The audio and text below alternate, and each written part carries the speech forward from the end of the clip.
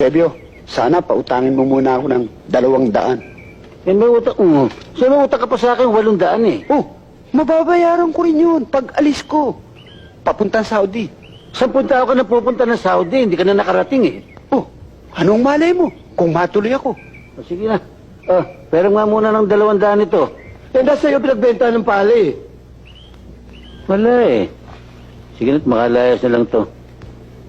Eh, 100 tong pera ko eh.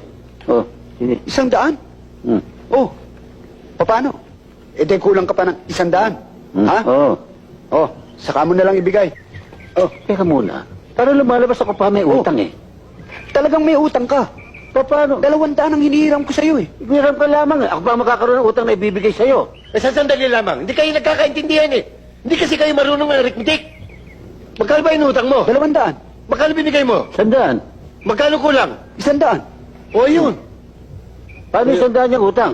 O bayaran mo. O, yan. O yung utang mo sa kanya. O yan. Oh. Ayan. Oh. Mas ka. Oh, paano ngayon? Demanos na. O di manos. Akala mo maisahan mo ako, ano ko gago?